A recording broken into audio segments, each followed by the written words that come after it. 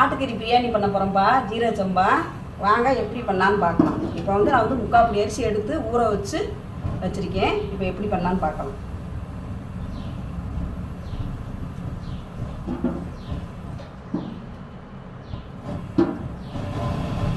அதை பற்ற வச்சாச்சு, சட்டி காயட்டும்.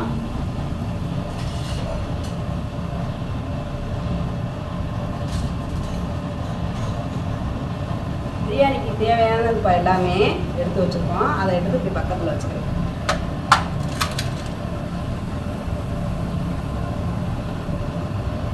சட்டி காஞ்சிருச்சு.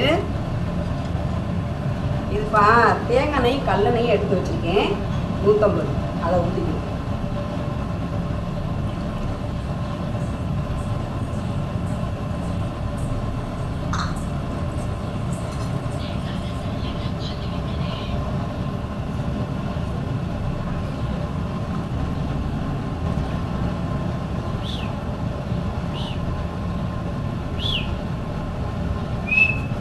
பிரியாணி இலை போட்டுக்குவோம்பா. இது வந்து கல்பாசி, அதையும் போட்டுக்குவோம். 3/4 கிலோ வெங்காயம் வந்து நறுக்கி நம்ம கழுவி வச்சுருக்கோம். அதையும் போட்டுக்குவோம், பெரிய வெங்காயம். எவ்வளோ வெங்காயம் போட்டு பண்ணுறோமோ நம்ம பிரியாணி வந்து அந்தளவுக்கு டேஸ்ட் கிடைக்கும்.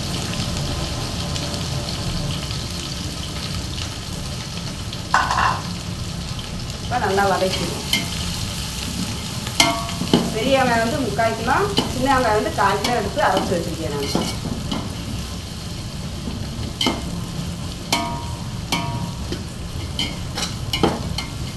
ஜீரக சம்பா தான் எடுத்துருக்கேன். 3 அப்படி அரை மணி நேரம் ஊறட்டும்.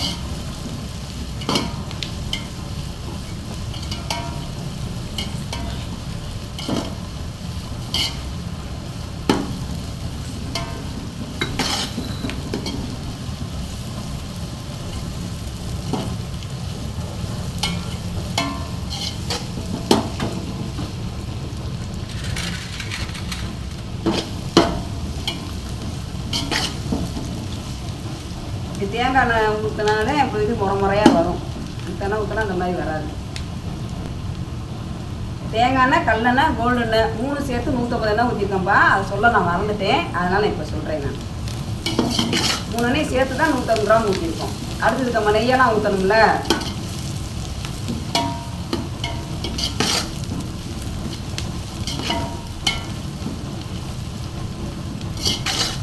பிரியாணிக்கு வந்து நல்லா வெங்காயம் வந்து நல்லா செவந்துடணும். எவ்வளோ செவக்குதோ அந்த அளவுக்கு பிரியாணி தான் நமக்கு டேஸ்ட்டாக இருக்கும்.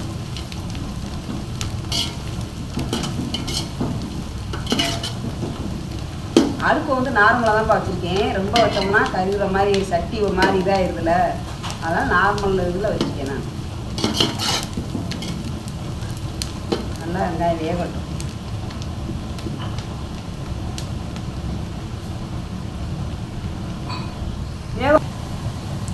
இப்போ வெங்காயம் வந்து இந்த அளவுக்கு பாருங்க, பொன்னரமாக அந்த அளவுக்கு வந்துருச்சு.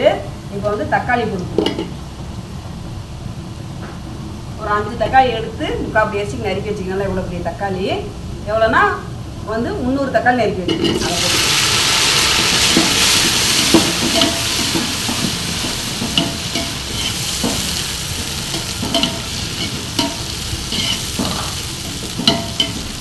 நல்லா தக்காளி வேகட்டும்.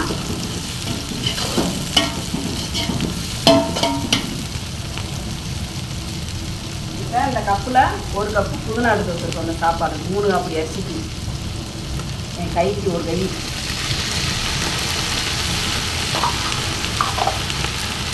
அது மாதிரி கொத்தமல்லி என் கைக்கு ஒரு கை. இந்த கப்பில் எவ்வளோ கொத்தமல்லி புதினா போடுறோமோ நல்லாயிருக்கும்.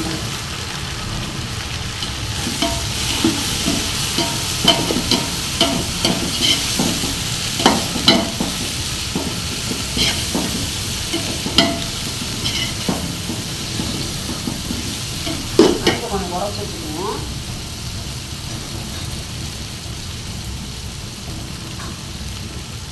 இப்போ இந்த பிரியாணிக்கு தேவையான 4 பச்சை மிளகாய் அதையும் போடுவோம். இப்போ சொன்ன அளவெல்லாம் 3 அப்படி அரிசிக்கு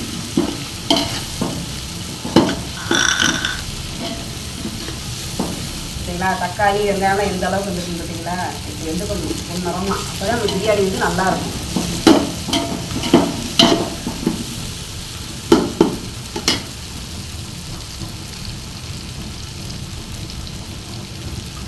இப்போ பிரியாணி பொடிப்பா நான் வந்து நொறுக்கி வச்சுருக்கேன்.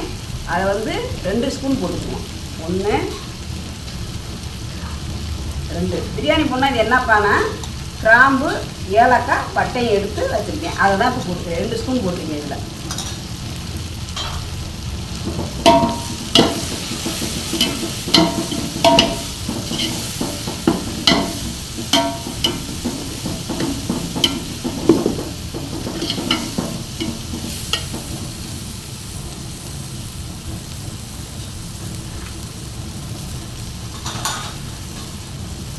தனி மிளகாப்பொடிப்பா காஷ்மீர் மிளகாத்தூள் அது வந்து ஒரு 1.5 ஸ்பூன் போட்டுக்குவோம்.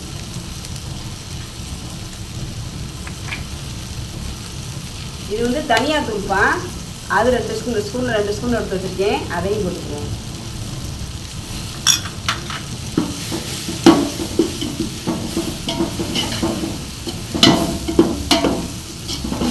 ஏன் இந்த காஷ்மீர் மிளகாலாம் சாப்பாடு வந்து கலர்ஃபுல்லாக இருக்கும், நல்லாவும் இருக்கும்.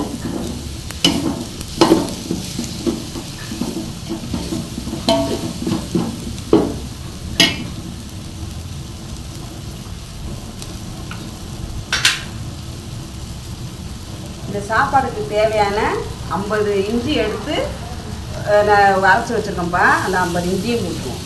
ஏன்னா 3 கப் அரிசி தானே.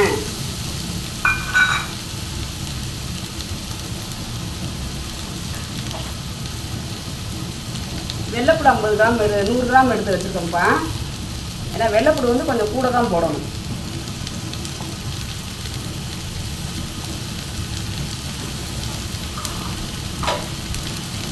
சின்ன வெங்காயம் வந்து 1/4 கிலோ எடுத்து நறுக்கி அரைச்சி வச்சுருக்கோம். அதையும் போட்டுக்குவோம். சின்ன வெங்காயம் போட்டு பண்ணையில் பிரியாணி வந்து நல்லாயிருக்கும்.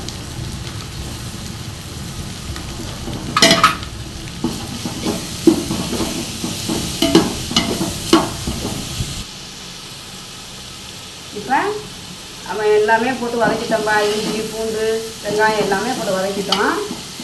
நெய் வந்து இதுக்கு வந்து இந்த ஸ்பூனில் 1 ஸ்பூன் இப்போதைக்கு ஊற்றுறேன்ப்பா. அப்புறம் மிச்ச நெய்யை நம்ம அப்புறமேட்டு ஊற்றிக்குவோம். பெரிய ஸ்பூன் தான்.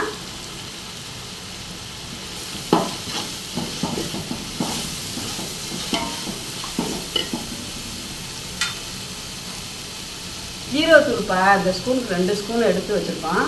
அதை போட்டுக்குவோம்.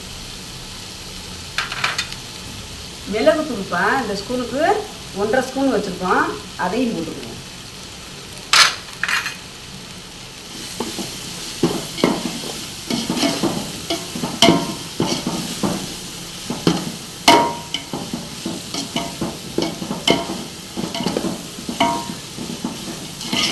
இஞ்சி பூண்டு பச்சை வடையெல்லாம் போட்டோம். கறி தூக்கி கறி வந்து நம்ம 1 கிலோ கறி எடுத்துக்கேன். பாட்டுக்கறி வேக வச்சு எடுத்து வச்சுருக்கேன். இஞ்சி பூண்டு போட்டு இதை வந்து நான் வீடியோவில் வந்து காமிக்கலை. இஞ்சி பூண்டு போட்டு நான் வேக வச்சு தண்ணியை தனியாக எடுத்து வச்சுருக்கேன். இப்போ இந்த கறியை போட்டுருவோம்.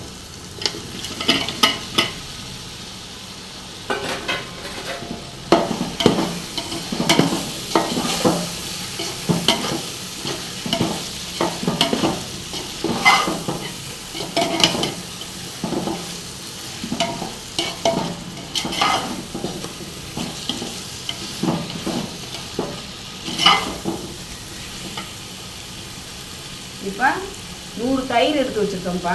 அந்த தயிரை வந்து ஊற்றிக்கணும்.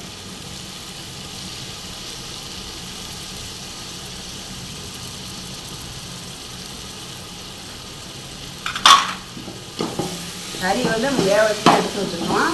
அது தண்ணி வந்து தனியாக எடுத்து வச்சுக்கணும். காஃபி தண்ணி இருக்கும், அது தனியாக எடுத்து வச்சுருக்கேன்.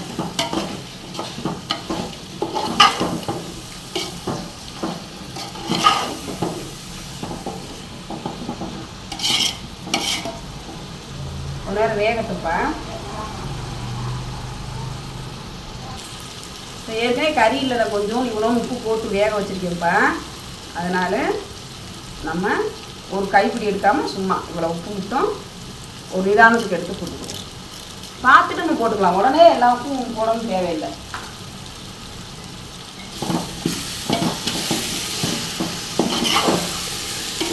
ஏற்கனவே கறி வேக வச்ச கறி தான். இப்போ வந்து நம்ம வந்து தண்ணியை வந்து அளந்து ஊற்றிக்குவோம்.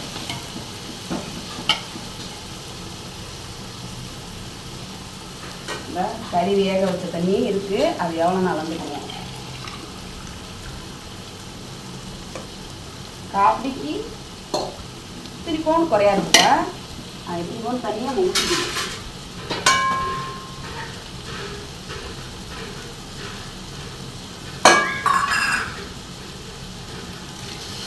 ஒன்று,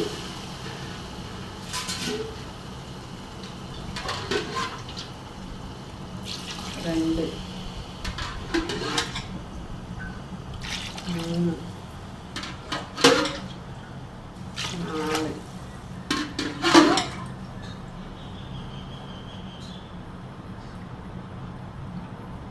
5, 6.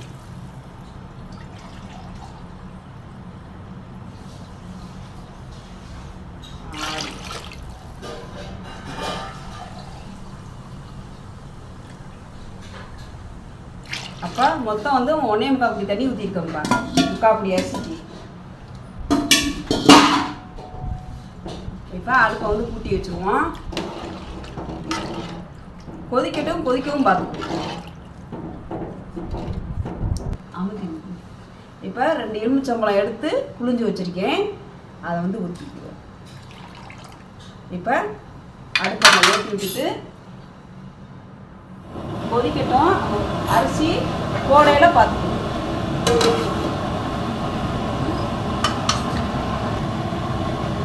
இப்போ தண்ணி கொதிச்சுதான்னு பார்ப்போம்ப்பா. தண்ணி கொதிச்சிருச்சு. இப்போ இந்த காப்பிடி இருக்குல்லப்பா, இதில் 3 காப்பிடி எடுத்து கழுவி அரை மணி நேரம் கழுவி வச்சுருக்கேன் ஜீரக சம்பாவை. அதை வந்து நான் போட்டுப்போம். தண்ணி எதுவுமே இல்லை.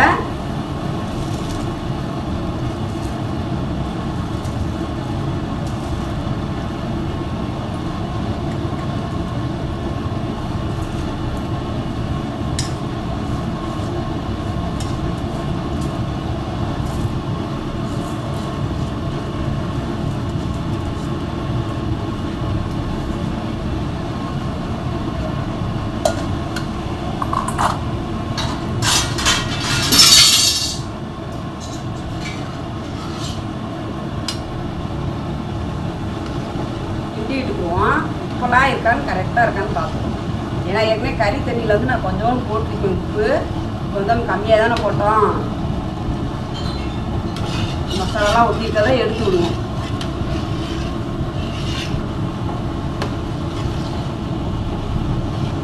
உப்பு கூட இருந்துச்சுன்னா உங்களுக்கு பிரியாணி வகையில் உங்களுக்கு கரெக்டாக இருக்கும்ப்பா. அதனால் இப்போ வந்து செக் பண்ணிக்கணும். செக் பண்ணிவிட்டு தேவைன்னா உப்பு போட்டுக்கலாம், தேவையில்லைன்னா போடணும் தேவையில்லை.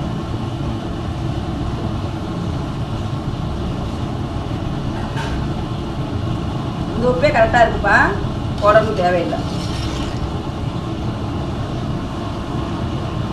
வேகட்டு.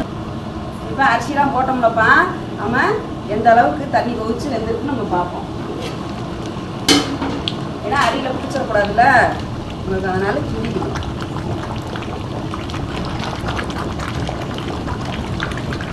இப்போ வந்து அடுப்பை வந்து நம்ம குறைச்சிக்கோம்ப்பா, ரொம்ப ஃபுல்லாக வச்சுருக்கோம்.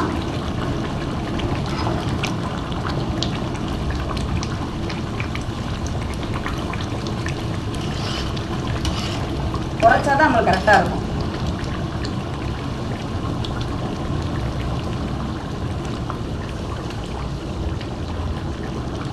இன்னும் கொஞ்ச நேரம் அடுப்பில் இருக்கட்டும்.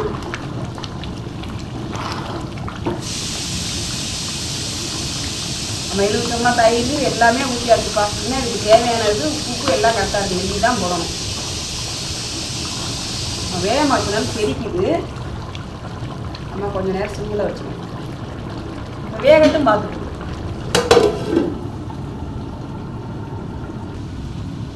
இப்போ சாப்பாடு எந்த அளவுக்கு வந்து பார்த்துக்குவோம்ப்பா. இப்போ ஜீரக சம்பா அரிசி வந்து இந்த அளவுக்கு உங்களுக்கு பிரியாணி ரெடி ஆயிடுச்சு. இப்போ வந்து நம்ம நெய் ஊற்றிட்டு அப்படியே தம்மில் போட்டோம்னா நம்மளுக்கு கரெக்டாக இருக்கும்ப்பா. ஏன்னா இப்படியே விட்டோம்னா நம்மளுக்கு வந்து பிடிச்சிரும்.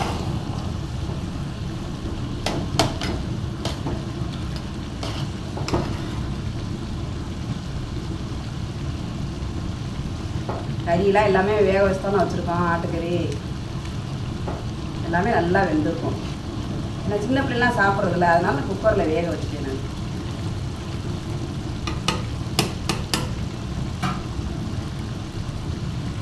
இப்போ இதுக்கு தேவையான நெய் ஊற்றிக்கிறோம்ப்பா. எவ்வளோ நம்ம நெய் ஊற்றி பண்ணுறோமோ அந்தளவுக்கு நம்ம பிரியாணி வந்து டேஸ்ட்டாக இருக்கும்.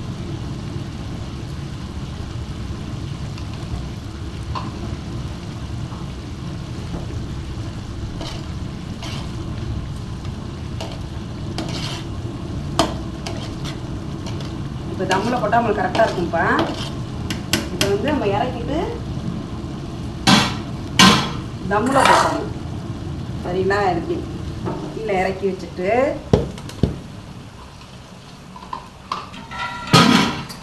இந்த தோசை சட்டியை வந்து வந்துச்சு.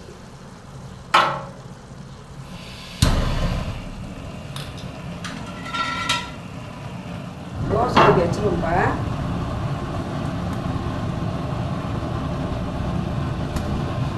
இப்போ பாருங்களேன், நம்மளுக்கு தண்ணி வற்றிடுச்சு. இப்படி வச்சு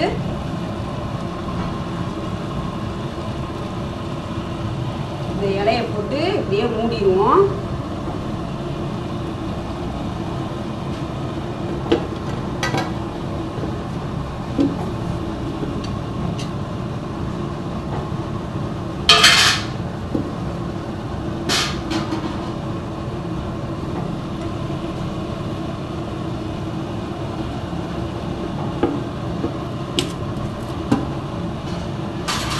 இந்த தண்ணியை தூக்கி இப்படி வச்சுருவோம்ப்பா தம்மில். இப்போ இது வந்து ஒரு அரை மணி நேரம் இருக்கட்டும். நம்ம அப்புறமேட்டு வந்து எடுத்து பார்க்கணும். எடுக்கையில பார்த்துக்கணும். இப்போ நம்ம தம்மில் போட்டோம்னாப்பா அரை மணி நேரம் ஆயிடுச்சு. இப்போ வந்து சாப்பாடு எந்த அளவுக்கு எப்படி இருக்குன்னு நம்ம பார்ப்போம்.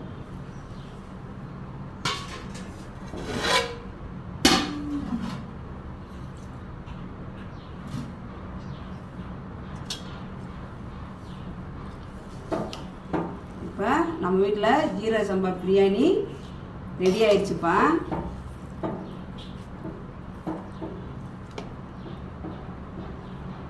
தண்ணி கரெக்டாக இருக்குது. முக்காப்படி அரிசி தானே, 1.25 அப்படி தண்ணி ஊற்றணும். கரெக்டாக இருக்குது.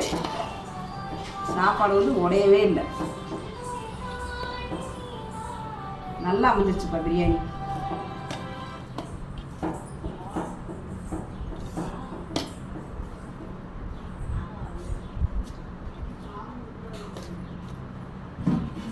இப்போ அடுத்து பார்த்துக்குறோம்ப்பா.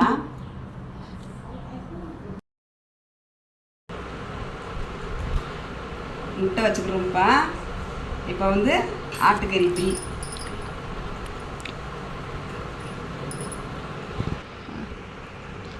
இப்போ கோழிக்கறி வச்சுக்கிட்டோம்ப்பா. தயிர் வெங்காயம் வச்சுருக்கோம். அவிச்ச முட்டை வச்சுருக்கோம். இப்போ வந்து பிரியாணி, ஆட்டுக்கறி பிரியாணியை குடிக்கிறோம்.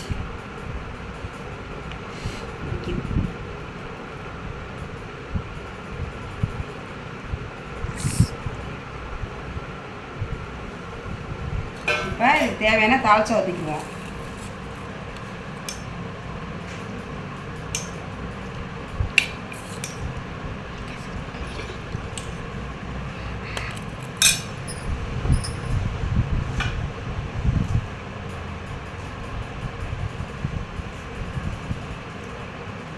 இப்போ கேசரி.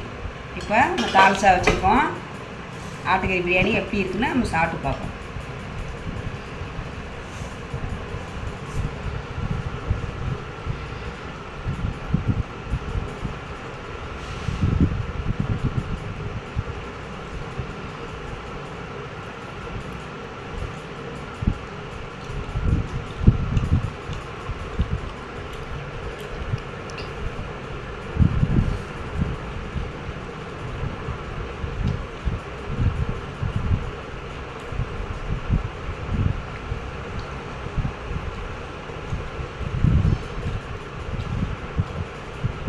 ஆட்டுக்கறி பிரியாணி, தாளிச்சா, கறி வறுவல், தயிர் வெங்காயம், முட்டை, கேசரி எல்லாமே சூப்பராக இருக்குப்பா. நீங்களும் உங்கள் வீட்டில் இதே மாதிரியே செஞ்சு சாப்பிட்டு பாருங்கப்பா. சாப்பிட்டு பார்த்துட்டு எப்படி இருக்குன்னு எங்களுக்கு கமெண்ட் பண்ணுங்கப்பா. எங்கள் சேனல் பிடிச்சிருந்தா லைக் பண்ணுங்கள், ஷேர் பண்ணுங்கள், சப்ஸ்கிரைப் பண்ணுங்கள், கமெண்ட் பண்ணுங்கள், பெல் பட்டனை கிளிக் பண்ணிக்கோங்க. அடுத்த ஒரு வீடியோவில் பார்ப்போம்ப்பா. பாய்.